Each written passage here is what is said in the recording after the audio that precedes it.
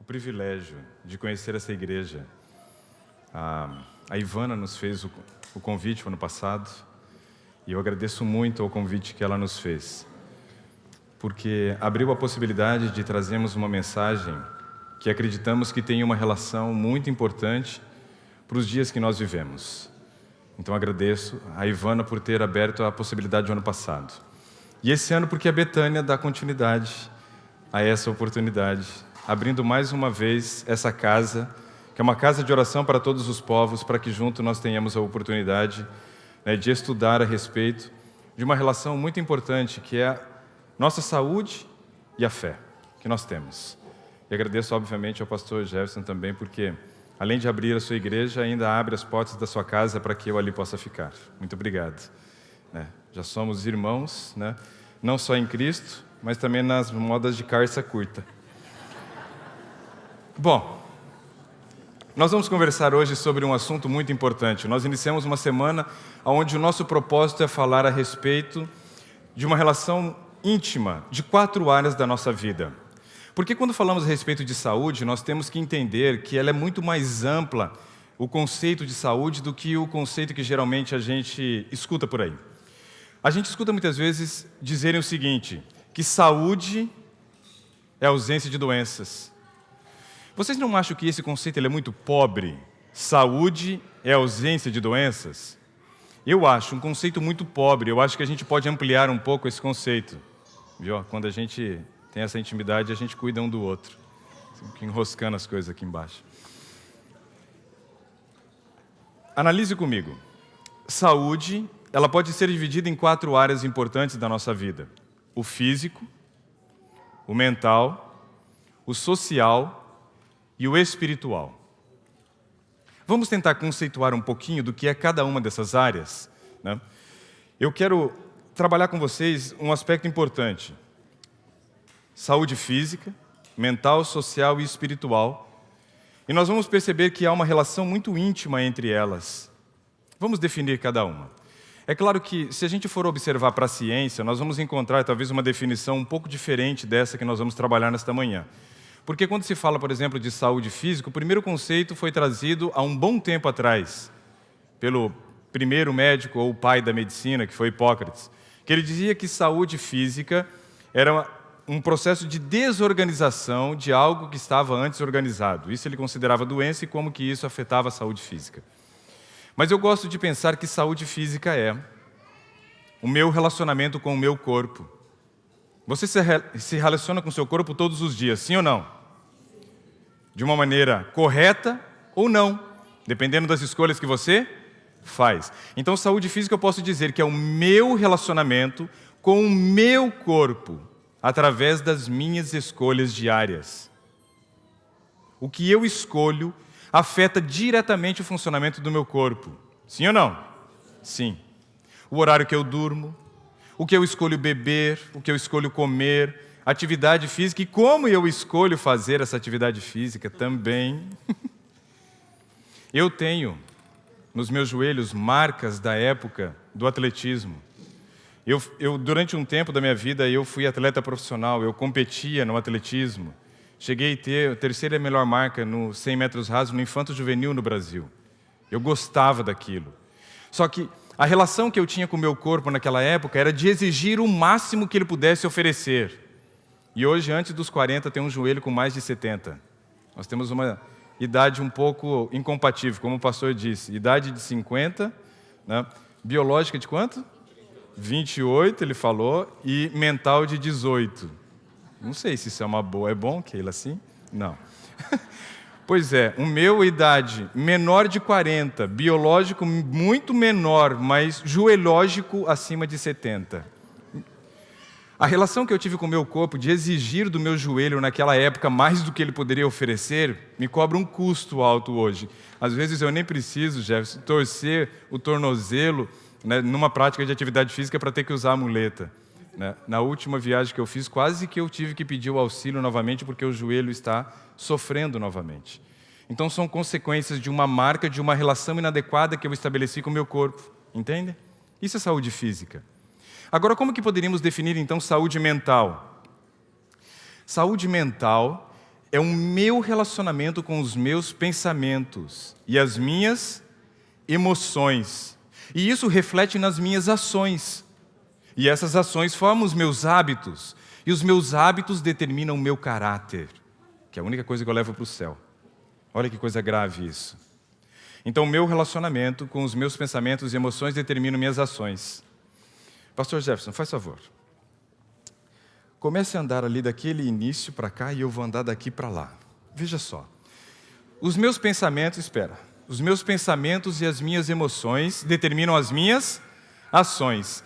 Ontem, quando eu desci, por exemplo, ali do avião e depois de algumas horas tentando passar pela imigração, eu, enfim, consegui. Não sei se, de repente, a aparência fez com que eu ficasse mais tempo retido ali. Mas a questão é que eu consegui passar. E quando eu passei, tinha, né, uma parede de vidro. E aí eu vi um homem elegante. Ó. Tem que rolar aquela pizza depois, hein? Ou pode ser também aquele hambúrguer. Impossible Burger. Aí, vi um homem, era o pastor Jefferson, e já fizemos um laço de amizade. E na hora que eu vi que tipo de pensamento eu tive, bons ou ruins a respeito dele? Bons! Eu tive bons pensamentos, e aí quando eu vi, começamos a caminhar na direção um do outro. E é claro, nos recebemos com um grande sorriso, um abraço. Puxa, que bom te encontrar. Foi assim. Por quê? Porque os pensamentos que eu alimento a respeito dessa pessoa são bons. E automaticamente os bons pensamentos que eu alimento a respeito do pastor Jefferson me reflete a fazer o quê? Agir de uma maneira com ele. Ou seja, o reflexo dos meus pensamentos com ele, determinados pelas memórias que eu tenho. As minhas memórias determinaram meu pensamento. Muito obrigado. É bom que aí a gente já demonstrou mais uma vez o carinho em público. Veja só, o que eu penso determina o que eu faço. E isso talvez seja uma das grandes preocupações que nós vamos ter nesta semana. Porque nós temos uma semana inteira para desvendar aí o código da felicidade. Só que eu quero que vocês analisem a seguinte questão. A maneira como eu penso vai refletir na maneira como eu escolho.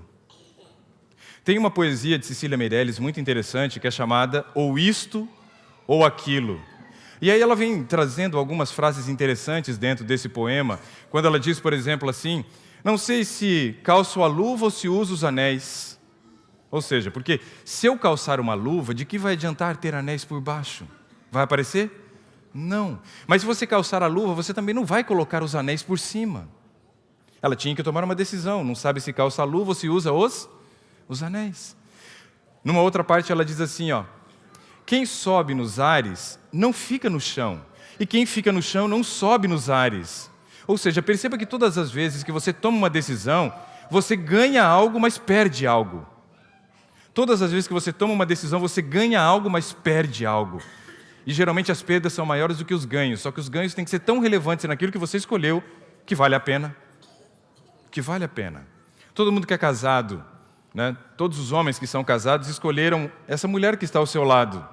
E você tem que olhar para ela e tem que olhar assim, valeu a pena não querer a Gisele Bündchen por ela. Percebe? Você escolheu ela. Você abriu mão da Gisele Bündchen. E aí teve um coitado aí que acabou pegando ela. Mas a questão é que você toma uma decisão. E essas nossas decisões estão baseadas justamente no que nós pensamos. É isso que determina nossas ações. Isso é preocupante, porque forma os nossos hábitos. E 70% de tudo que eu faço todos os dias são hábitos. Onde eu não penso, eu simplesmente faço. Olha que assustador isso. Imagina que 70%, 7 de cada 10 escolhas que você faz todos os dias, você não pensa, você só faz. Porque já virou um hábito. Isso é preocupante, não é? Para mim é muito preocupante isso. Mas vamos continuar agora o próximo conceito. O primeiro foi saúde física, o meu relacionamento com o meu corpo através das minhas escolhas diárias. Agora eu estou vendo que as minhas escolhas dependem da minha saúde mental, que é o meu relacionamento com os meus pensamentos e as minhas emoções, que refletem nas minhas ações, formam os hábitos e determinam o caráter. Saúde social agora é o meu relacionamento com o meu próximo. Tem um texto na Bíblia que alguém pergunta para Jesus assim: quem é o meu próximo? Eu pergunto para você, quem é o seu próximo? O seu próximo são as pessoas da sua família, sim ou não? Sim ou não? Sim, claro. As pessoas da sua família são os seus próximos. Mas as pessoas que frequentam a mesma igreja que você aqui todos os sábados pela manhã são os seus próximos também? Sim. As pessoas com quem você trabalha também fazem parte desse ciclo onde você tem um grau de proximidade? Sim. Mas quando você está, por exemplo, sentado ao volante ali do seu carro e existe uma outra pessoa no carro ao lado, naquele momento ele é o seu próximo, sim ou não? Quem é o seu próximo então? Todo aquele com quem você tenha um grau de proximidade em algum momento do dia. Todos esses são o seu próximo. E o que é saúde social? É a maneira como eu me relaciono com o meu próximo. E olha, tem gente, por exemplo, que dentro de casa ele tem um comportamento, fora de casa, outro comportamento. Então ele tem saúde social em apenas um momento da sua vida. Eu não posso dizer que essa pessoa tenha saúde social. Saúde social é aquele que consegue se relacionar bem em todos os ambientes, em todos os horários, em todos os momentos. Ou seja, precisamos desenvolver isso. Só que o que eu penso determina a maneira como eu me relaciono com o meu próximo também. Então veja que essa questão da saúde mental, ela dá muito trabalho para nós. Por isso nós vamos ter uma semana inteira para conversar sobre várias nuances a respeito das questões emocionais.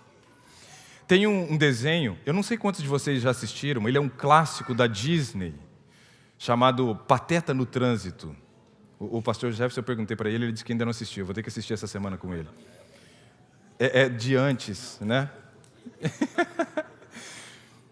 Pateta no Trânsito. Quem já assistiu esse desenho? Alguns já assistiram. O Pateta no Trânsito, ele tinha dois comportamentos. Enquanto ele estava fora do seu veículo, né, da sua arma, porque o veículo se tornava uma arma em suas mãos, ele era uma pessoa amável. Ele era doce, gentil, todos queriam estar próximo. Eu digo que nesse momento o Pateta era um gentleman. Um gentleman. Mas quando ele entrava no veículo, ele era transformado. Ele dirigia de maneira perigosamente, ameaçava não só a si, mas todos os outros que estavam próximos. E aí ele deixava de ser um gentleman e virava um jumentleman. Mudava o comportamento. Tem gente que é assim dentro de casa. Tem gente que é assim fora de casa. Em casa é um gentleman, fora, no trabalho, é aquele que massacra as pessoas, que humilha as pessoas, que porque está num cargo de liderança, muitas vezes ele se coloca numa posição de ser intocável. Isso é um jumentleman. Não respeita o próximo, não sabe se relacionar com o próximo. Saúde espiritual é o meu relacionamento com o meu Deus. Saúde espiritual é a maneira como me relaciono com Deus. Ele é realmente o meu amigo, ou é uma pessoa de quem eu falo, mas com quem eu não convivo? O Jefferson falou algo muito interessante aqui, que muitas vezes nós estamos na igreja para avaliar os sermãos. Isso é um problema. Não faça isso no dia de hoje. Quem sabe sábado que vem vocês podem fazer. Não, não é, sou eu de novo. Não faz não. Nós não estamos aqui para avaliar se o sermão foi bom ou ruim.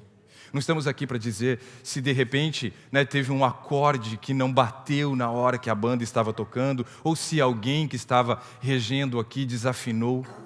Não é para isso que nós estamos aqui. Nós estamos aqui para estabelecer um relacionamento com Deus. Isso é saúde espiritual.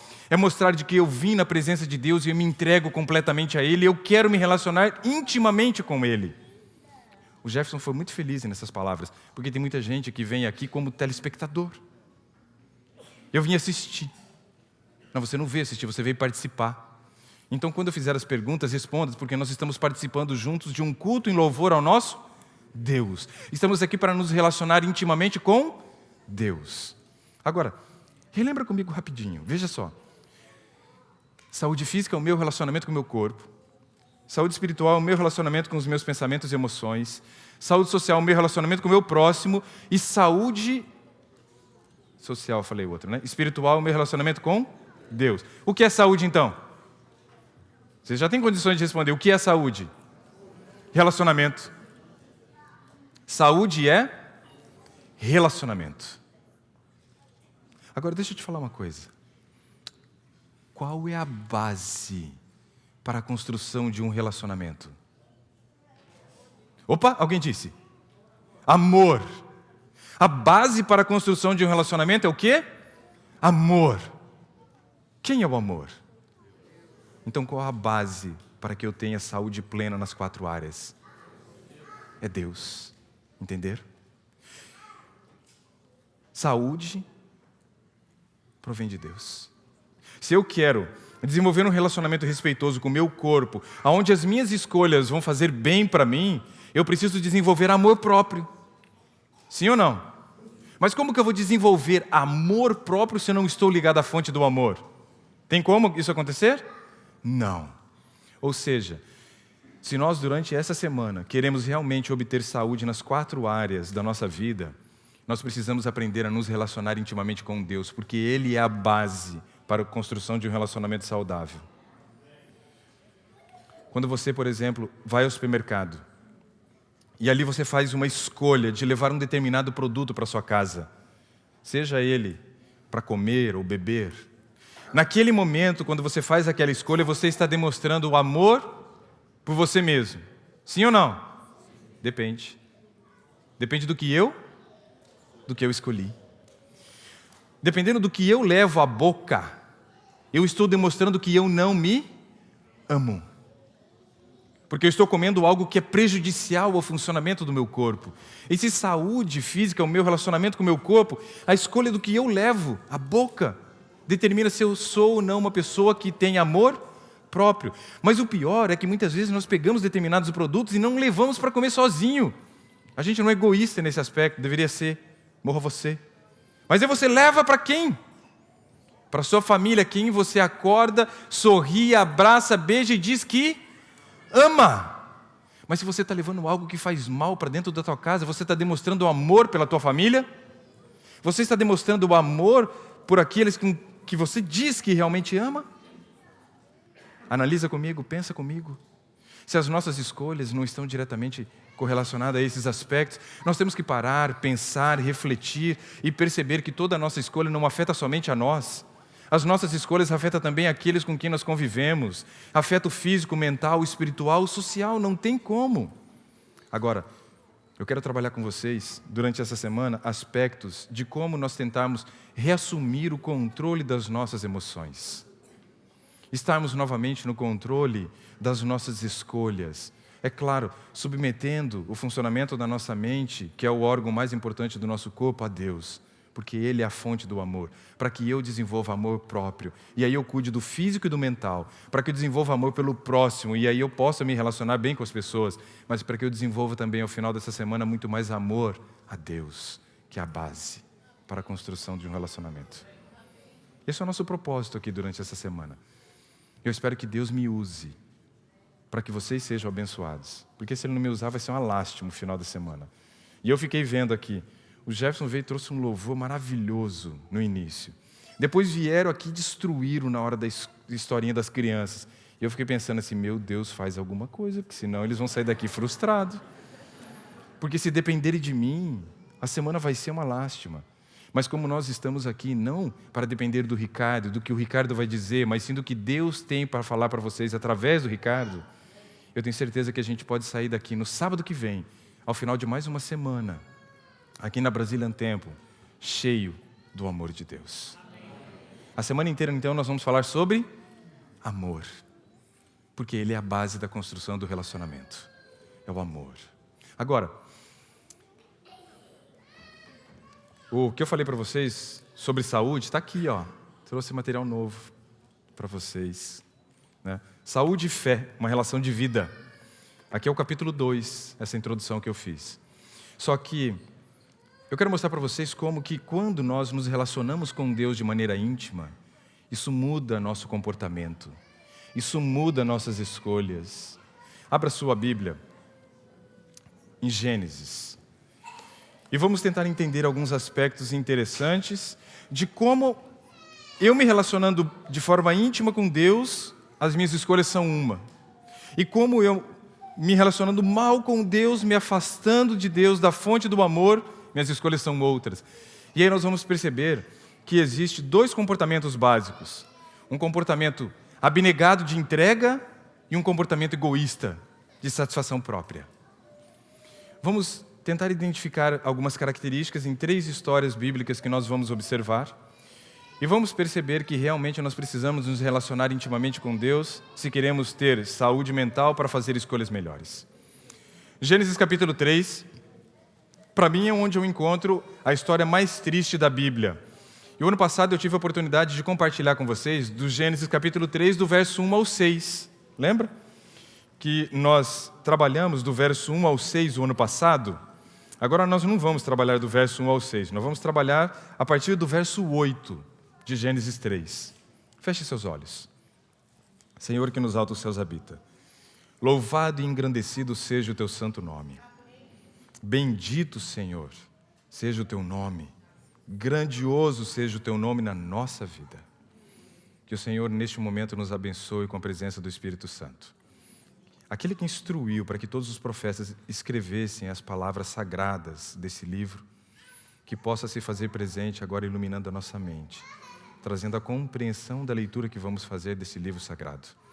Que as palavras deste livro, elas não sejam simplesmente palavras doces, agradáveis, mas que sejam palavras que promovam transformação. Nós precisamos mudar, Senhor, porque a nossa mudança demonstra de que estamos interessados em nos aproximar de Ti. E é isso que nós queremos, que esse livro, a leitura que será feita nesta manhã, promova mudança na nossa vida, para que realmente, ao ter a compreensão, possamos aplicar e assim estar cada vez mais conectado ao Senhor. É o que nós pedimos e agradecemos em nome de Jesus. Amém. Pergunta. Gênesis 3, do verso 1 ao 6, mostra a queda do homem através de uma escolha. Percebe? Olha como que as nossas escolhas, elas são preocupantes. Adão e Eva receberam instrução de que eles não poderiam participar de um único fruto estabelecido em todo aquele jardim. Mas eles resolveram transgredir. Quando eles transgridem, eles estão transgredindo um princípio chamado temperança, que foi estabelecido no Éden, em Gênesis capítulo 2. Vamos observar. Em Gênesis 2, o verso 15 até o 17 diz assim, ó. Tomou, pois, o Senhor Deus ao homem e o colocou no jardim do Éden para o cultivar e o guardar.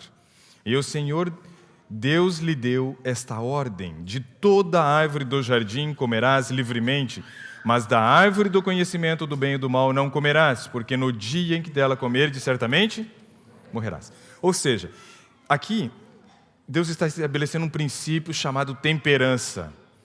A melhor definição que eu vi do princípio temperança, ela foi trazida por Ellen White quando ela diz assim: o princípio da temperança para ela é o seguinte: é bom, faça com equilíbrio.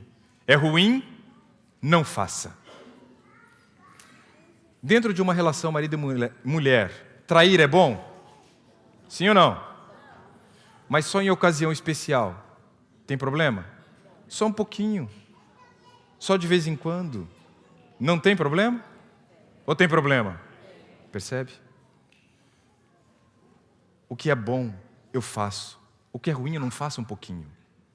Eu não faço um pouquinho.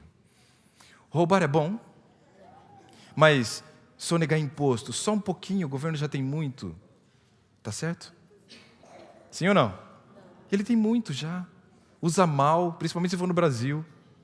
Então, eu vou pegar esse dinheiro e aí eu vou usar para a causa daqueles que estão precisando. Certo ou errado? Errado. Pegar o seu dízimo e ao invés de devolver o dízimo à igreja, como é lícito, ensinado pela Bíblia, não, eu vou comprar em cesta básica, porque tem uma família perto de casa que está passando fome, então eu vou usar o meu dízimo para isso. Certo ou errado? Então não é um pouquinho do que é errado que vai fazer com que eu esteja certo. Se eu transgredir um pouquinho, está errado. Então esse é o princípio da temperança. Se é bom, eu faço. E com equilíbrio. E se é ruim ou não? Eu não faço. Só que aí então, Deus disse que se eles transgredissem o princípio da temperança, qual seria a consequência? Eles iam morrer. E aí no Gênesis 3:8 diz assim: logo após eles terem comido do fruto, quando ouviram a voz do Senhor, que andava no jardim pela viração do dia, esconderam-se da presença do Senhor Deus, o homem e sua mulher, por entre as árvores do jardim. Vamos analisar algum aspecto aqui. O homem foi feito mortal ou imortal? Imortal. Só que a transgressão deixou ele mortal. Ele não morreu imediatamente. E se a gente for analisar de maneira nua e crua, era melhor ter morrido do que ter vivido. Porque ele viveu com a consequência do pecado que ele cometeu por mais de 900 anos. Que foi o que nós comentamos na escola sabatina. Melhor teria sido morto naquele momento que eu transgredi, do que continuar convivendo com sentimentos que não lhe pertenciam antes do pecado, por mais de 900 anos. Torturante, não é? Sim ou não? Com certeza. Por que tem gente que às vezes comete um suicídio depois que apronta uma coisa muito terrível? Porque ele não vai saber lidar e conviver com as consequências daquela escolha errada que ele fez. Só que Adão não morreu. Adão continuou vivo por mais um tempo, até que chegou o dia de devolver o fôlego de vida, como está em Eclesiastes 12:7. O fôlego de vida que Deus o deu, volta a Deus. E o corpo que é pó, volta ao pó. Mas ele teve que conviver com isso. Só que naquele momento, Adão ele era imortal e agora ele se torna mortal. Veja, saúde física. Foi afetada a saúde física então essa escolha, sim ou não? Sim. Porque saúde física é pensando na questão da integridade do meu corpo. E se automaticamente Adão, que não era mortal, se tornou mortal naquele momento, afetou o físico dele. Afetou o físico. E Adão se tornou mortal. Ele não o era. Segundo aspecto, Adão se esconde. E por que Adão esconde? Por que Adão vai e se esconde entre as árvores do jardim de um Deus que é onipotente, onipresente, onisciente, que sabia onde ele estava? Por que Adão se escondeu? Medo, vergonha, culpa, ansiedade, estresse, coisas que ele começou a sentir que ele não conhecia. Afetou o que então? O emocional. Perceba. Era imortal, agora morre. Não conhecia determinados sentimentos, agora conhece. E sentimentos ruins. Agora perceba, esses sentimentos que ele começou a sentir e cultivar, fez com que ele se escondesse. Lembra quando eu disse que os nossos pensamentos e as nossas emoções nos conduzem a ações? É uma atitude boba de Adão se esconder de um Deus que sabe todas as coisas. Mas é o normal que nós fazemos, muitas vezes, de fugir da presença de Deus por conta de saber que somos culpados. Um filho, por exemplo, quando ele apronta, o que ele faz? Ele corre para o papai e fala: papai, fiz besteira. É assim? Não. É o mesmo sentimento que Adão teve, que ele não conhecia. Se esconder.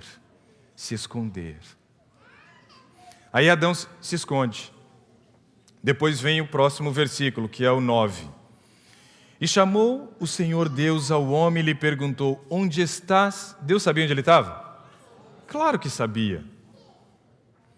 Ele respondeu: ouvi a tua voz, e porque estava nu, tive medo e me escondi. Ou seja, eu estou experimentando de coisas que eu não conhecia. E eu não sei como agir com essa situação nova. Mexeu com o meu mental, com o meu emocional. Minha vida era uma antes de cometer esse pecado, minha vida é outra agora. E eu já não sei mais como lidar com isso. Aí vem o 11.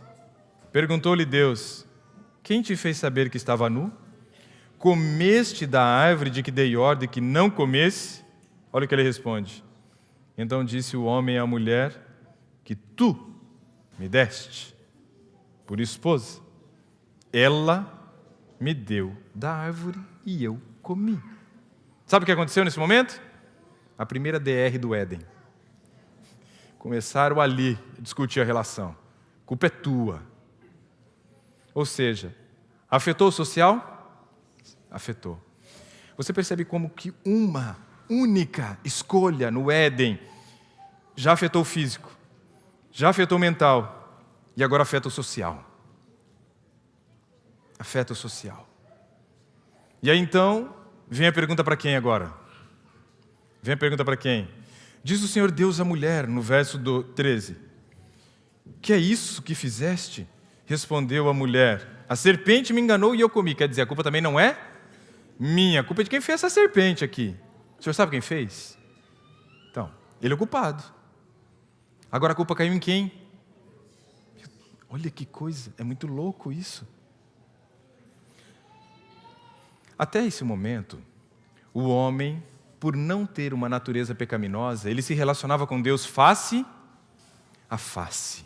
Eu gosto daquele hino 444 do Inário: face a face, hei de vê-lo. Rogério Reis, ele que fez. Olha só que interessante. Afetou físico, afetou mental, afetou social e o espiritual. Afetou o espiritual. O homem agora não tinha mais o direito de se relacionar face a face com Deus. Por quê? Porque Deus é luz. E o homem escolheu o caminho das trevas, e luz e trevas não combinam. Se a luz e trevas não se combinam, perderam agora a oportunidade de se relacionar face a face com Deus. Agora, analisa comigo o seguinte. O próprio Gênesis, no capítulo 3, traz algumas respostas interessantes para nós. Tá? Veja o seguinte, verso 19. No suor do rosto comerás o teu pão, até que tornes a terra, pois dela fostes formado, porque tu és pó, e ao pó tornarás. Ou seja, aqui mostra realmente a questão do físico. Foi afetado. Agora olha o 21, de Gênesis 3. Fez o Senhor Deus vestimenta de peles para Adão e sua mulher, e os vestiu. Adão e Eva, eles eram revestidos pelo quê antes da roupa de pele? Pela glória de Deus. Ok. Agora analisa comigo o seguinte. O que quer dizer reavivamento e reforma? Vamos analisar essas duas palavras? Elas são muito importantes porque a gente vai buscar nessa semana. Reavivamento e reforma. Essa compreensão ela é fundamental. No latim, você tem um prefixo. Que no português a gente sabe que o prefixo vem antes do sufixo e dá uma característica para o sufixo. Re, no latim, quer dizer duas vezes. O dobro. Tá? O dobro. Por exemplo, o alimento refinado, eu falei ano passado, é alimento morto duas vezes. O re, duas vezes, finado, morto. Refinado, uma palavra composta de um prefixo e um sufixo. Alimento morto duas vezes. Agora, reavivamento. O re já sabemos que é duas vezes alguma coisa, ou voltar alguma coisa que o era. Avivamento está falando a respeito do quê? Vida. Quando eu falo assim, eu estou fazendo um reavivamento na minha vida, o que eu quero dizer? O que você está fazendo quando você passa por um processo de reavivamento? Viver de novo. Mas viver qual vida, Flávio? A eterna.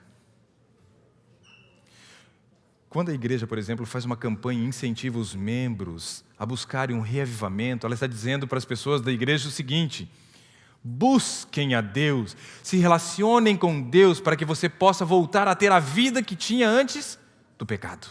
Que vida é essa? Eterna. Ou seja, todo mundo que está passando por um reavivamento, ele está confiando de que muito em breve teremos a segunda vinda de Cristo. E aí seremos transformados essa natureza, daqui a pouco eu vou falar sobre isso, que é a reforma, transformado essa natureza para que eu possa receber novamente a vida eterna. Reavivamento é isso. Reavivamento é acreditar, buscar e focar para ter novamente a vida eterna. E reforma? Re duas vezes, ou voltar a alguma coisa. Forma. Reforma. Voltar à forma original. Qual é a forma original? É antes do pecado. Era uma natureza pecaminosa? Não. Era uma natureza que era revestido pela glória de Deus. Então, se você diz assim, eu estou buscando reavivamento e reforma, eu estou buscando novamente o revestimento de glória de Deus, ou seja, novamente ter a imagem e semelhança dele refletida em mim e a vida eterna. Vocês querem isso? Sim ou não? Isso depende das escolhas que vocês fazem todos os dias. Porque percebe que uma escolha fez com que essas duas coisas se perdessem dentro do Éden. Mas se escolhemos diferentemente do que eles escolheram, temos a possibilidade de ainda continuar vivendo sem a vida eterna e sem a forma original até a volta de Cristo. Mas se formos fiéis, se as nossas escolhas forem bem conduzidas até essa data, o que vai acontecer? Num fechar e abrir de olho, nós seremos transformados. E é isso que nós precisamos buscar. Fazer escolhas na direção de ter novamente a vida eterna e a glória de Deus nos revestindo novamente. Só que se isso é baseado em escolhas, eu disse para vocês que saúde mental era o relacionamento que eu tinha com pensamentos e emoções e conduziam as minhas ações, ou seja, as minhas escolhas, precisamos falar um pouco mais a respeito de saúde mental. Precisamos entender um pouco mais a respeito disso. Agora, a segunda história para a gente refletir, que horas que eu tenho que acabar? A hora que acabar, gostei, melhor resposta, não vou perguntar mais. Vou ficar com essa. Fiquemos com essa. Salmo 78. Salmo 78 traz algumas características do povo de Israel depois que eles foram libertos da escravidão de mais de 400 anos, foram aproximadamente 430 anos de escravidão sob o jugo dos egípcios. A minha pergunta para vocês é a seguinte: eles tinham Bíblia escrita naquela época? Sim ou não? Não. Se eles não tinham Bíblia escrita, como é que eles ficavam sabendo quem era Deus? Era contado de pai para filho, não é assim? Uma geração na Bíblia tinha quantos anos? 40. Uma geração era de 40 anos. Se eles estão ali há 430 anos, eles já estão na 11ª geração de escravos. 11ª geração de escravos. Sinceramente, vocês acham que eles sabiam quem era Deus? Sim ou não? Não. Nessa altura do campeonato eu já não sabia, porque não tinha nada escrito, e era de pai para filho que contava. Vocês acham que, por exemplo, o faraó ele era bonzinho e falava assim: olha, hoje é sábado, vocês não precisam vir fazer tijolos não, vocês podem pegar sua família e se reunir debaixo de uma árvore para contar as histórias sobre o seu Deus? Você acha que o faraó tinha essa atitude com eles? Vocês acham que eles guardaram o sábado durante esse período que eles ficaram lá? Não sei não, hein? Eu desconfio que não. Porque o faraó não era uma pessoa muito boa, não era muito legal não. Só aquele que era da época lá de José ainda, que sabia quem era José,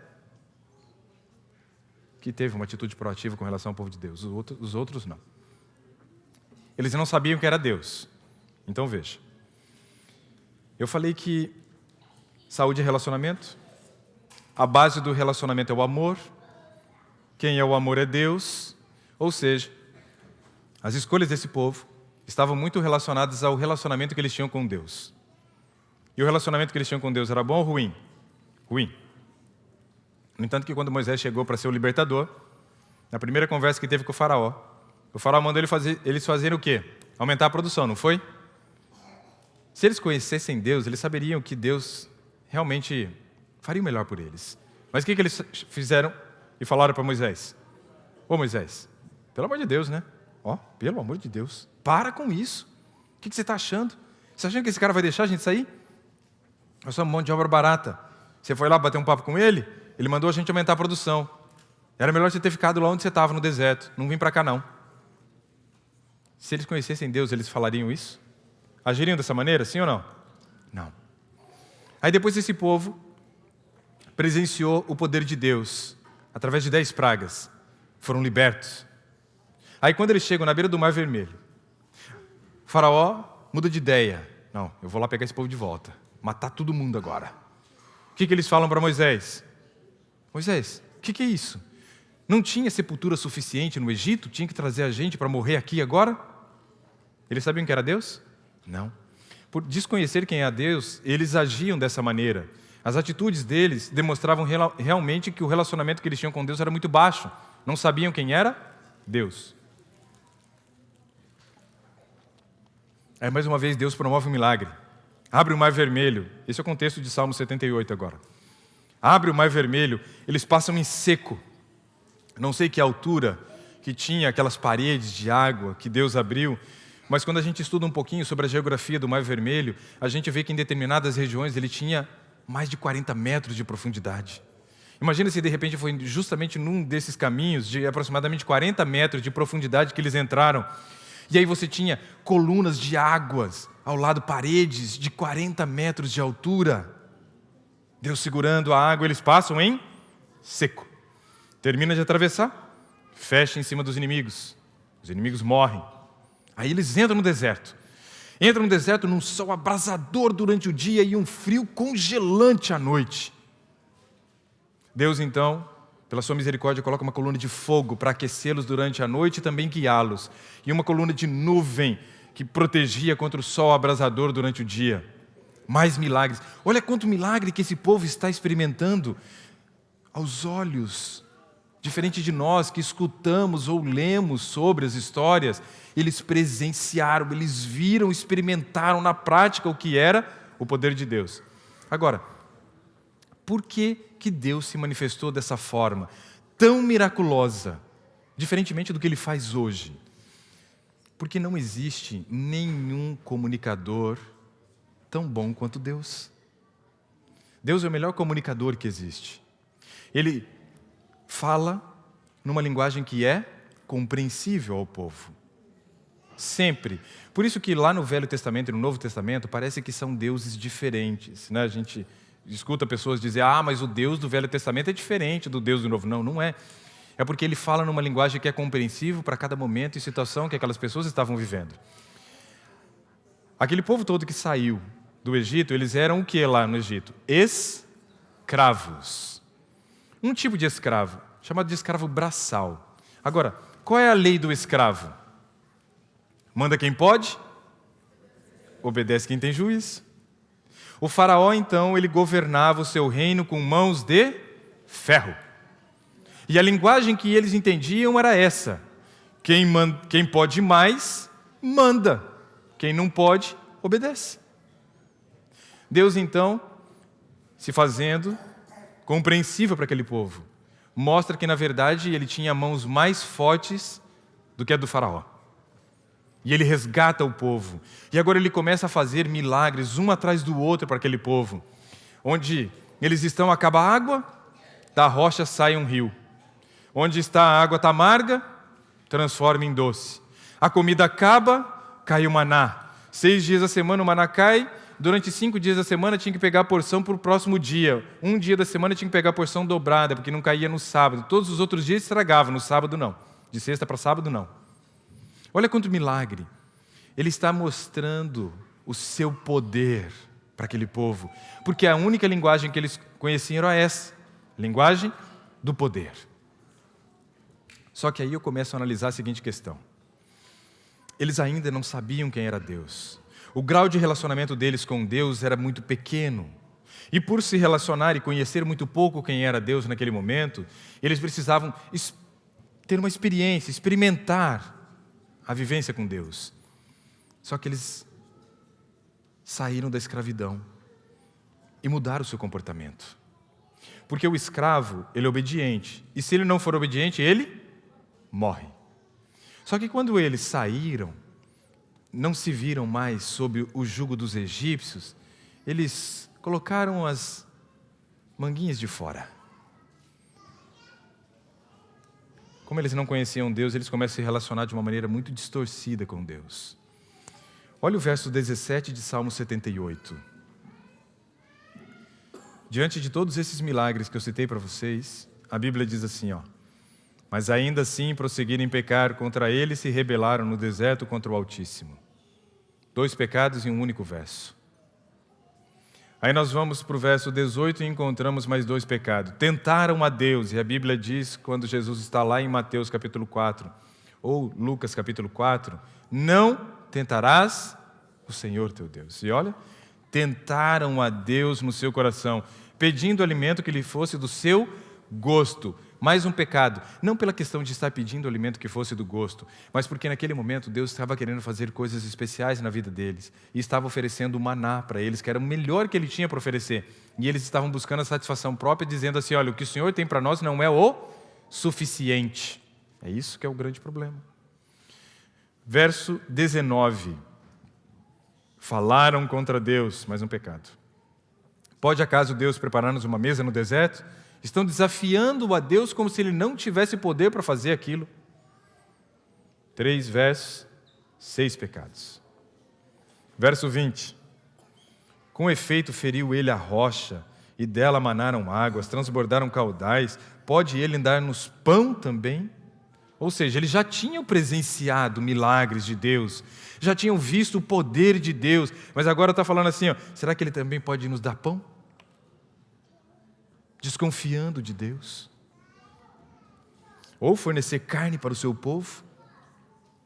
Não era isso que Deus tinha para eles. Deus tinha para eles um processo de reeducação. E era em todas as áreas da vida. Deus queria ensinar eles a ter um viver saudável, sim ou não? Se você olha Êxodo, capítulo 15, verso 26, falando nesse contexto do povo de Israel, depois de liberto do Egito, diz assim, eu sou o Senhor que te sara. Então Deus queria trazer restauração física para eles? Sim, e por isso estava apresentando para eles algo diferente. Deus queria trazer restauração mental para eles também? Sim. Social? Sim. E espiritual? Principalmente. Então eu sou o Senhor que te sara em todas as áreas, restauro todas as áreas da tua vida. Só que eles se negaram. Olha o comportamento. Não é esse tipo de comportamento que nós devemos ter no relacionamento com Deus. Aí vem o verso 22. Porque não creram em Deus, nem confiaram na sua salvação. Ou seja, eles olhavam para Deus, mas eles não viam Deus como sendo um Deus capaz de suprir todas as suas necessidades. Eles olhavam para Deus como alguém que estava fazendo alguma coisa por eles, mas que não era o suficientemente bom para atender todas as suas necessidades, dar pão, dar carne, ou seja, satisfazer os seus desejos. Deus queria satisfazer o desejo daquele povo naquele momento? Claro que não, porque veja, a nossa inclinação é para fazer o que é certo e o que é errado depois do pecado. Errado. Então, se a minha inclinação não é para fazer o que é certo, tem um texto na Bíblia que diz que eu não posso confiar nem mesmo em mim. Que texto é esse? Maldito o homem que confia no próprio. Não é maldito o homem que confia no próprio homem que aponta para o outro. Não, é maldito o homem que não pode confiar em quem? Em si mesmo. Ou seja, eu não sou confiável. Vocês estão assistindo um sermão de alguém que não é confiável. Ainda bem que é Deus que está falando, né? Que se fosse eu, já falei, a semana ia ser uma lástima. Agora, analisa. Se a minha inclinação não é para fazer o que é certo, se eu não sou confiável, se o meu coração é enganoso, eu devo aceitar a demonstração de quem? De quem é confiável, de quem não tem coração enganoso e de quem não tem a natureza que eu tenho.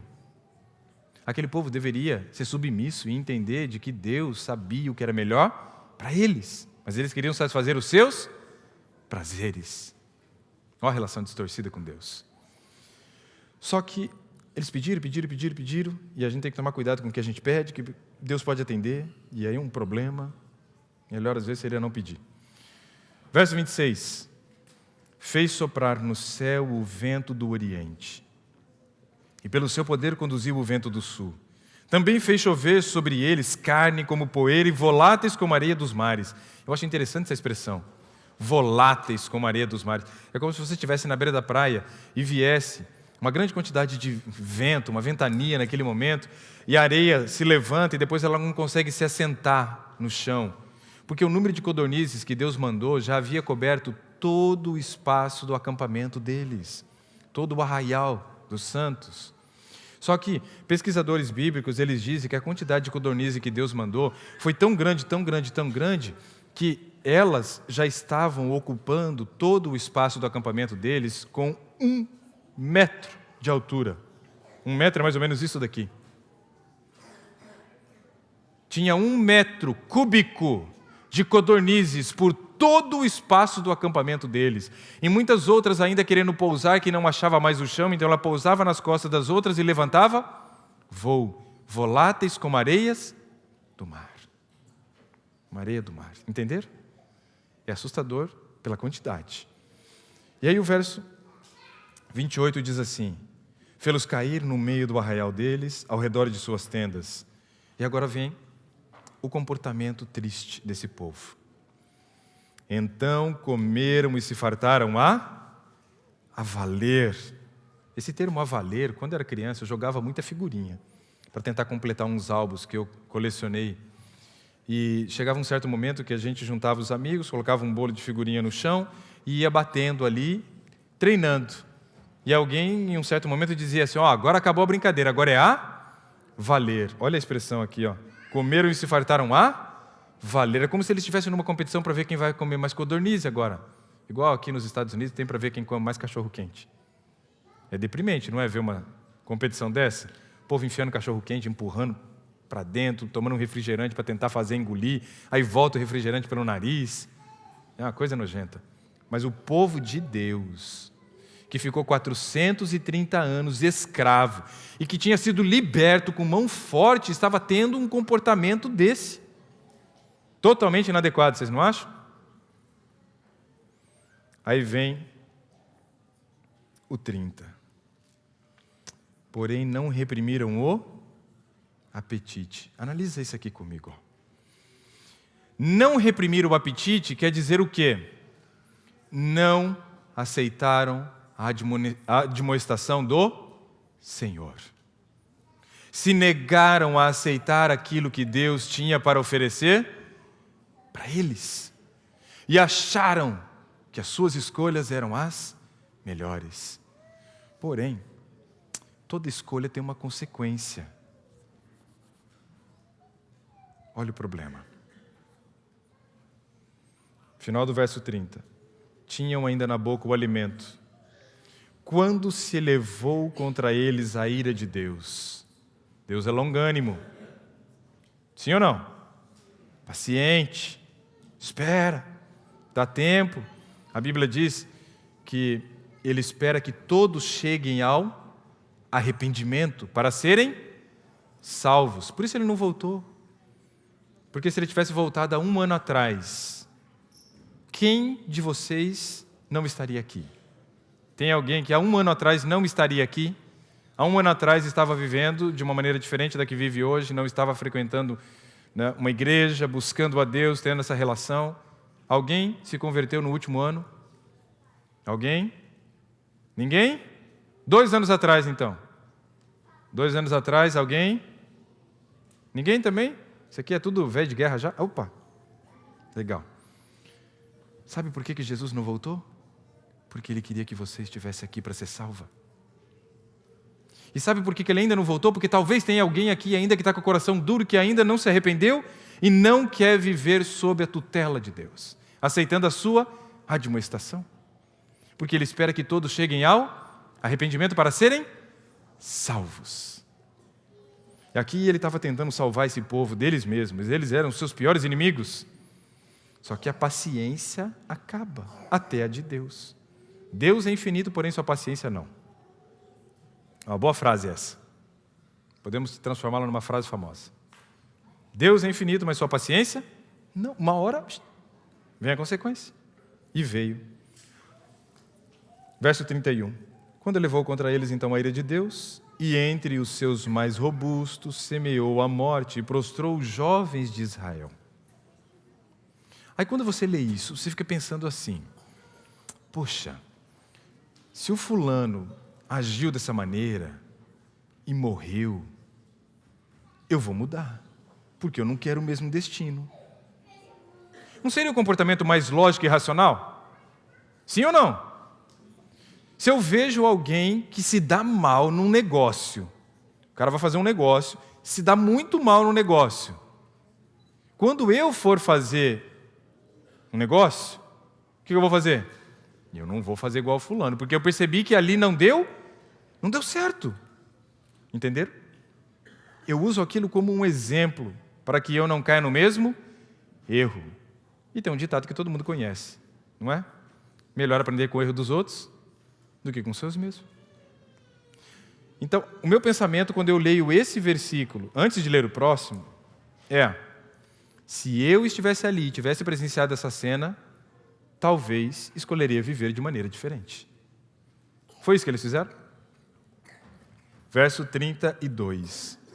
Sem embargo disso, ou seja, sem levar em consideração o que havia acontecido, continuaram a pecar e não creram nas suas maravilhas. Por isso, Ele fez com que seus dias se dissipassem num sopro e seus anos em súbito terror. Que coisa terrível, não é? presenciaram o poder de Deus, presenciaram muitos morrerem por consequência das escolhas, mas continuaram no mesmo caminho. Continuaram fazendo as mesmas coisas. Sabe por quê? Pensa comigo. Eles eram escravos e foram libertos. Sim ou não? Sim ou não? Mas continuaram vivendo como? Escravos. Entenderam onde está o problema? Deus quer trazer libertação em todas as áreas da nossa vida, mas infelizmente muitas vezes queremos continuar vivendo como? Escravos. Escravos do apetite, escravos do estilo de vida, escravos de relacionamentos conturbados, né? Escravos. Deus quer trazer libertação, mas eu escolho continuar vivendo como escravo. E o grande problema, esse é o grande problema, esse talvez seja o maior problema de todos. Nenhum problema para mim é pior do que esse. Sabe qual que é o maior problema de todos? É que eu posso limitar o poder de Deus na minha vida. Se eu disser não, Ele pode agir? Sim ou não? Não. Porque Ele me deu um negócio chamado livre-arbítrio. Para mim, esse é o maior problema de todos que existe. Eu tenho a capacidade de limitar o Deus infinito. Eu tenho essa capacidade. E eles fizeram isso. Eles limitaram o poder de Deus na vida deles. E seus anos se dissiparam num súbito terror. Não é isso que nós queremos. Pelo menos eu entendo que vocês estão aqui porque não querem isso. Porque vocês querem reavivamento, sim ou não? Vida eterna. E querem sua reforma ocorrendo, que é o revestimento de glória de novo. Se estamos aqui é por isso. Nós queremos aceitar a demonstração.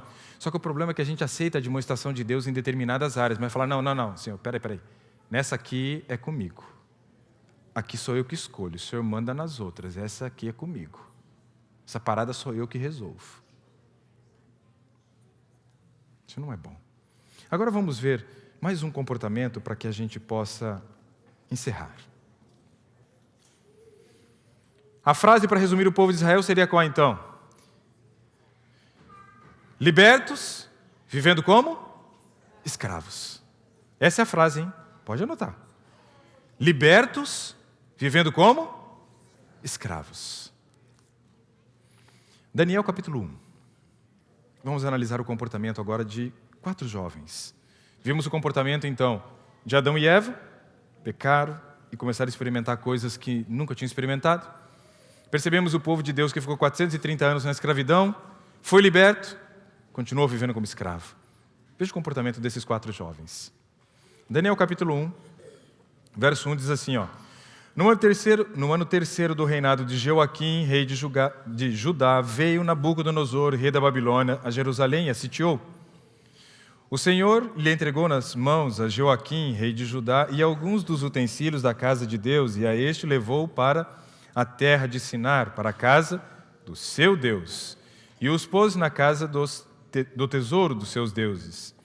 Disse o rei a Aspenaz, chefe dos seus eunucos, que trouxesse alguns dos filhos de Israel, tanto da linhagem real como dos nobres, jovens, sem nenhum defeito, de boa aparência, instruídos em toda sabedoria, doutos em ciência, versados no conhecimento, e que fossem competentes para assistir no palácio do rei e lhes ensinasse a cultura e a língua dos caldeus. Ok.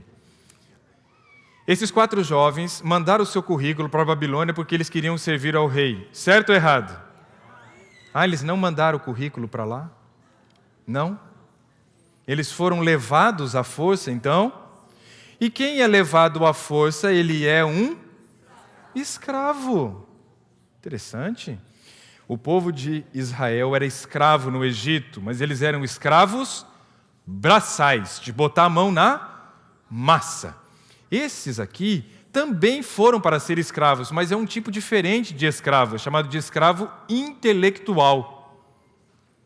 Era um escravo que ia prestar serviços, mas usando a sua mente, a sua inteligência, a sua sabedoria, o seu conhecimento. A questão é que todo mundo é escravo. E aí vem uma pergunta interessante. Qual é a lei do escravo? Lembra lá que eu já falei? Manda quem pode, Obedece quem tem juízo. Essa é a lei do escravo. Escravo pode pedir alguma coisa? Escravo pode dizer, ó, não quero tal coisa, eu não vou fazer tal coisa. Ele tem esse direito? Não. Mas, tinha um jovenzinho chamado Daniel, que no verso 8 diz assim, ó, resolveu Daniel firmemente no seu coração, não é? A fazer o quê? Opa, não contaminar-se. Imagine que você vai na casa de uma pessoa, e aí essa pessoa prepara algo que não faz parte do teu cardápio. Não faz parte do teu cardápio. Você não está habituado a comer aquilo. E ela te oferece, e aí fala assim, olha, preparei para você. E você fala assim, não, eu não vou me contaminar com isso. Você já analisou o grau de petulância desse rapazinho aqui? Ou molequinho metido a besta? Era ou não era? Era arrogante. Daniel era arrogante. Olha o jeito que ele falou. Resolveu firmemente no seu coração não se contaminar. Ele não poderia chegar e falar desse jeito. Ele era escravo, ele é doido, perdeu o juízo. Ele era petulante. E sabe que às vezes nós somos também? A gente se converte, conhece a igreja, e aí vai conversar com uma outra pessoa que às vezes é de uma outra igreja, e aí a gente chega e fala assim, mas eu tenho a verdade. Não é assim? Olha só que arrogância. Coisa terrível. Ou então você muda o seu estilo de vida, e aí você para de comer determinados alimentos que antes eram nocivos, e você reconhece isso e abandona, e aí você chega para outra pessoa que está comendo alguma coisa que você sabe que faz mal e fala, credo, você come isso? Isso faz mal? Você está sendo o quê? Arrogante e se achando melhor do que o outro. Daniel se achava. Se achava.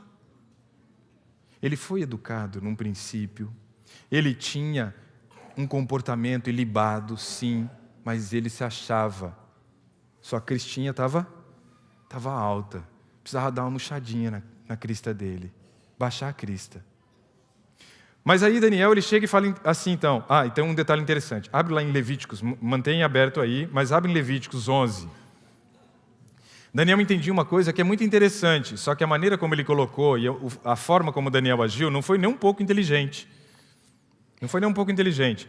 Olha o verso 44 de Levítico 11, quando diz assim, ó, uma lei de saúde, carnes limpas e imundas, diz assim, eu sou o Senhor vosso Deus, portanto, vós vos consagrareis e sereis santos. Ou seja, qual era a finalidade dessa lei de saúde? Ser santo. Então, ou seja, Deus está dizendo que comer determinadas coisas interfere no seu processo de santificação. E aí ele diz assim, então, ó, portanto, vós vos consagrareis e sereis santos, porque eu sou santo e não vos, o que está escrito aí? Contaminareis. Contaminareis. Interessante isso, não? Daniel entendia que aquela comida do rei era uma boa comida? Não, não era uma boa comida. Era uma comida que traria para ele o quê? Contaminação. Era verdade? Era. Mas ele poderia falar do jeito que ele falou? Sim ou não? Não. A sua atitude limita o poder de Deus na sua vida. Lembra disso. Não esquece isso não. A maneira como você age faz com que você possa ser usado por Deus ou não. E quando eu não sou usado por Deus, alguém usa. Sim ou não? Quem comigo não ajunta? Se não é Deus que está me usando pelas minhas atitudes, pelo meu comportamento, pela maneira como estou agindo, quem está me usando então? Só reflete. Aí esse jovem então resolveu firmemente no seu coração, e é linda essa palavra, resolveu firmemente, quer dizer, ó, independente da consequência que vier, a minha decisão está tomada. Só que ele deveria ter sido mais humilde para ir conversar com as penás. Não foi. Resolveu firmemente não contaminar-se com as finas iguarias do rei, nem com o vinho que ele bebia. Então pediu ao chefe dos eunucos que lhe permitisse não contaminar-se.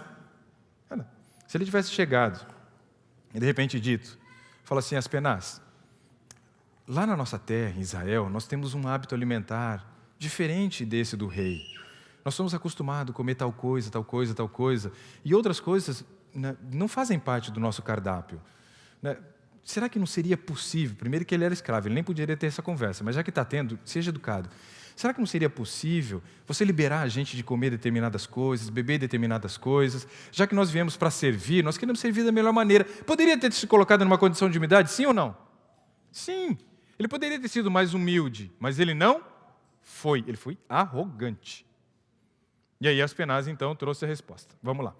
Ora, Deus concedeu a Daniel misericórdia. Deus atendeu o pedido de Daniel, sim ou não? Sim ou não?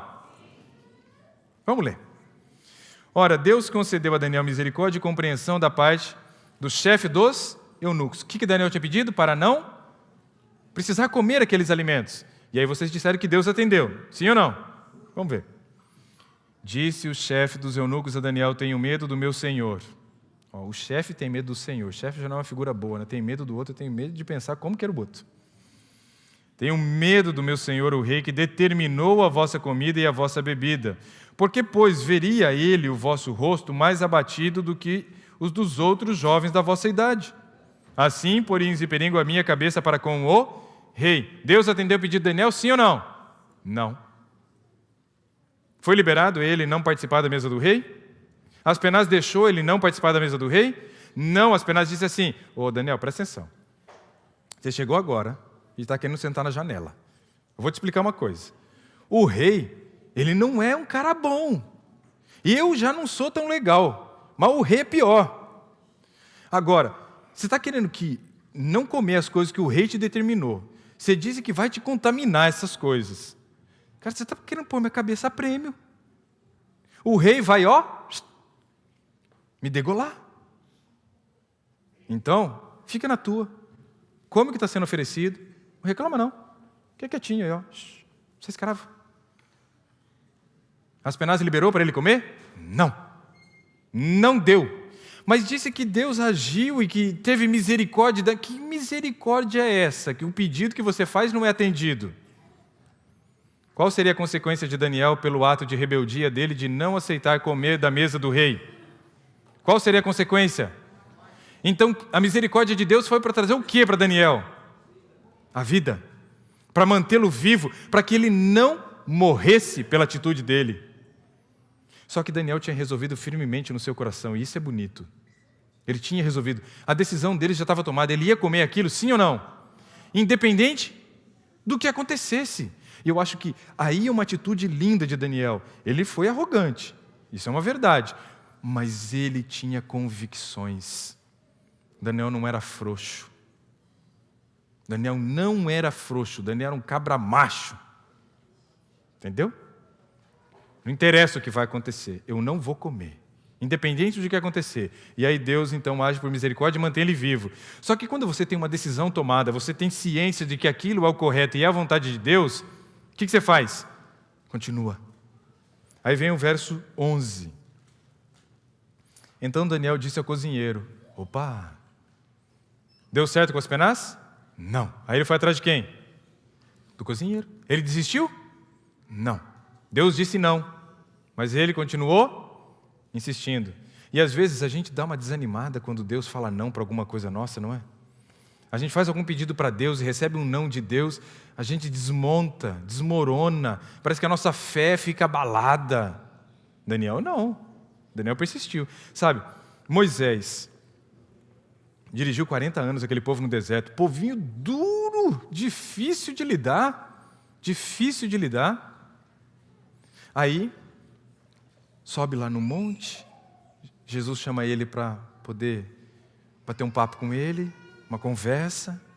E eles estão ali dialogando. E de repente Moisés diz assim, falou: Senhor, olha, até que enfim a gente chegou aqui, estou vendo Canaã, não vejo a hora de ir ali, construir minha casinha, colocar uma cadeira de balanço, ficar vendo meus netos crescerem nessa nova terra. Nossa, Senhor, eu estou empolgado com essa ideia de atravessar o Jordão e ir para essa terra. O que ele recebeu? Não, você não está entendendo. Você não vai. É bom receber um não, né? Aparentemente é terrível receber um não. Aí tem um outro, que foi o personagem da história infantil hoje. Foram 450 profetas de Baal, mas 450 de Aserá. Matou todo mundo no fio da espada. correu na frente de uma carruagem, brilhando, iluminando o caminho para apontar para os outros qual era a direção. Aí Jezabel fala assim: amanhã, nessa mesma hora, eu quero a tua cabeça. Uma bandeja. Tremeu na base. Mulheres desestabilizam os homens. Isso aí é bíblico. Está aí, ó, Elias. Acabou o homem. A confiança dele foi abalada. Aí ele foge. Se esconde numa caverna. Fica ali nessa caverna e pede para Deus o seguinte: eu quero morrer. Moisés pedia para morrer? Moisés pedia para viver e morreu. O outro está lá pedindo para morrer. Em 2 Reis, acho que é 19. Aí o que acontece? Ele pede para morrer. Jesus fala assim: Elias, sai da caverna, entra na fenda da rocha. Eu vou passar por ali. Vem um terremoto, um fogo intenso, um vento muito forte. Depois passa uma brisazinha suave. E ali estava Deus. E aí o cara que queria morrer, morreu? Não. Mas está onde? Onde? No céu. E o que queria viver? Viveu? Mas está onde? No céu. E você acha que é ruim receber não de Deus? Você vai para onde? Para o céu. Olha que coisa boa. Grava essa frase. As lágrimas que você derrama hoje são infinitamente menores do que as lágrimas que você derramaria amanhã, se eu lhe dissesse sim. Gravaram? Vou repetir. As lágrimas que você derrama hoje são infinitamente menores do que as lágrimas que você derramaria amanhã, se eu lhe dissesse sim. Se Deus não tivesse dito não para Daniel na primeira vez, talvez ele não mudasse o seu comportamento. E se ele não mudasse o seu comportamento, ele não teria vida longa. Ele não teria vida longa. Ele precisava mudar o seu comportamento. E ele mudou o comportamento? Sim. Olha como que ele fala agora. O verso 11. Então disse Daniel ao cozinheiro-chefe, a quem o chefe dos eunucos havia encarregado de cuidar de Daniel, Ananias, Misael e Azarias: experimenta-te. Mudou? Mudou a maneira de falar? Experimenta-te, peço-te, a teus servos 10 dias, e que se nos deem legumes a comer e água a beber. Falou mal da comida do rei agora? Sim ou não? Nem citou mais a comida do rei agora. Percebe? O comportamento mudou, não mudou? Quando nós passamos por processo de mudança que Deus quer nos conduzir, que é a reforma para buscar o reavivamento, nós precisamos mudar o nosso comportamento. Mudar a ponto de ser agradável para as outras pessoas. Quando eu mudo, eu tenho que aprender a desenvolver saúde social, ou seja, me relacionar com as pessoas e não me afastar das pessoas. E tem muitas vezes que a gente acaba mudando, que quando você percebe, as pessoas estão começando a ficar isoladas. Ninguém mais quer andar com ele, ninguém o convida para mais nada. Ele fica sendo isolado, está à margem da comunidade cristã agora. Por quê? A mudança dele, às vezes, foi colocada para as outras pessoas de tal forma arrogante que afastou ao invés de aproximar. Isso não pode acontecer. Isso não pode acontecer. Mas Daniel foi humilde no seu pedido. E ao ser humilde no seu pedido, ele continua: então se veja diante de ti a nossa aparência, verso 13, e as dos jovens que comem das finas iguarias do rei. E segundo vires, age com os teus servos. Olha que humildade agora. Verso 14. Ele atendeu e os experimentou 10 dias. No fim dos 10 dias, a sua aparência era melhor, estavam eles mais robustos do que todos os jovens que comiam das finas iguarias do rei. Com isto, o cozinheiro-chefe tirou deles as finas iguarias e o vinho que deviam beber e lhes dava legumes.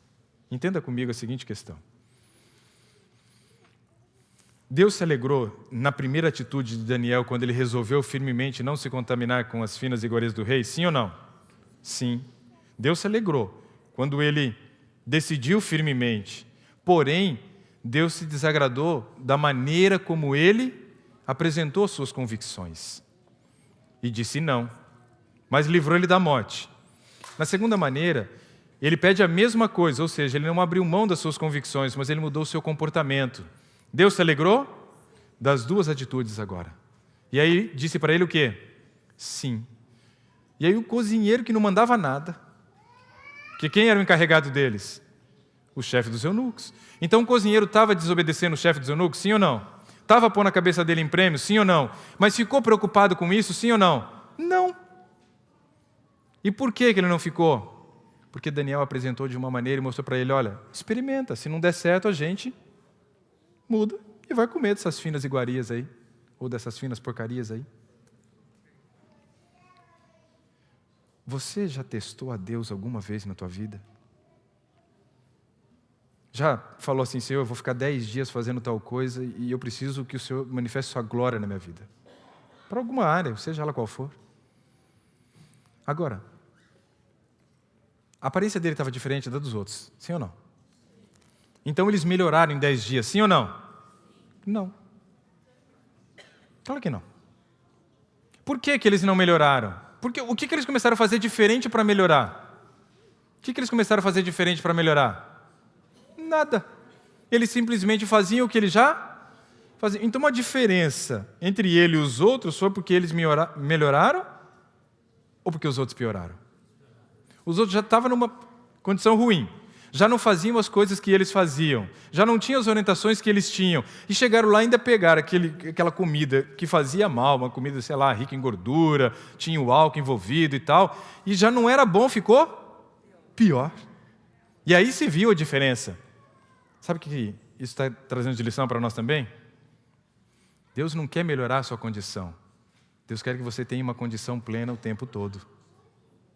Para isso a gente precisa ser o quê com Ele? Fiel. Fiel. E somente se relacionando com Ele que eu vou fazer escolhas diferentes para que eu tenha esse comportamento diferente e possa se ver em nós uma diferença com relação ao restante do mundo. Eu encerro agora com o último verso, que eu já li o ano passado e preciso ler de novo, que é Romanos 12, 2. Romanos 12, 2 diz assim, não se amoldem, não mandem, não vivam segundo o padrão deste mundo ou deste século, dependendo da versão, mas transformem-se pela renovação da vossa mente. Em algumas versões do vosso entendimento. O que nós vamos fazer nessa semana? Nós vamos tentar entender como funciona a nossa mente. Nós vamos tentar entender como que é conduzido nossas escolhas, para que realmente no final da semana possamos ter passado por uma renovação da nossa mente. Para quê? O que está escrito aí? Para quê? Para experimentar o quê?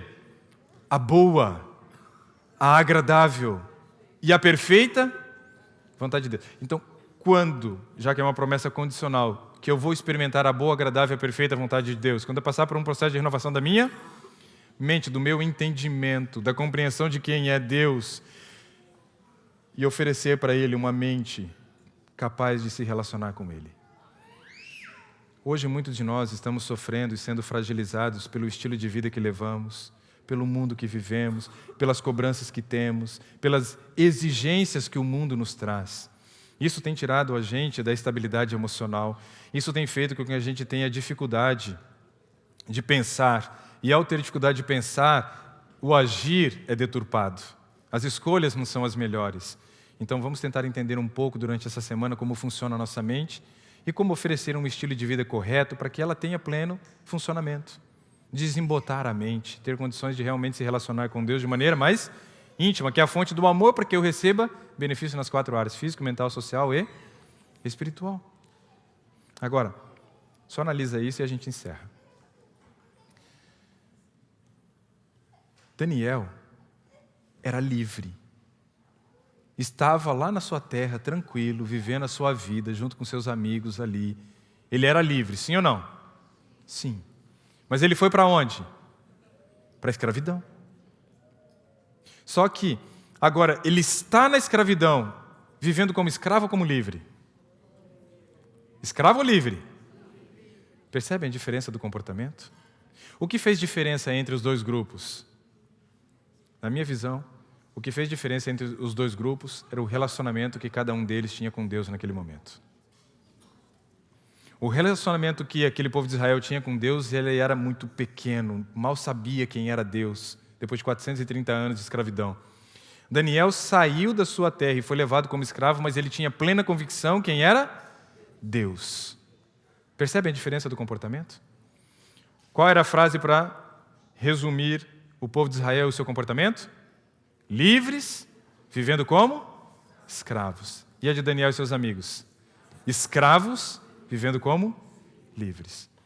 A sua natureza já foi transformada? Não. Se a sua natureza não foi transformada, você nasce com qual natureza? Salmo 51, verso 5. Em pecado concebeu minha mãe. Qual a natureza que você tem hoje? Pecaminosa. Você é escravo do pecado ainda, sim ou não? Mas você pode viver como? Livre. Porque em João 1,39 diz assim: eis o Cordeiro de Deus que tira o pecado do mundo. Mas depois, o Cordeiro de Deus que tira o pecado do mundo morreu e verteu seu sangue na cruz. E ele não é mais o Cordeiro de Deus que tira o pecado do mundo. Ele é o Cordeiro de Deus que tirou o pecado do mundo. Somos escravos ainda da natureza pecaminosa, sim ou não? Mas devemos viver com pessoas livres. Quando que isso vai acontecer? Quando o relacionamento com Deus for íntimo. E é isso que nós queremos nessa semana. Preparar nossa mente para ter um relacionamento íntimo com Deus. Que Deus abençoe vocês.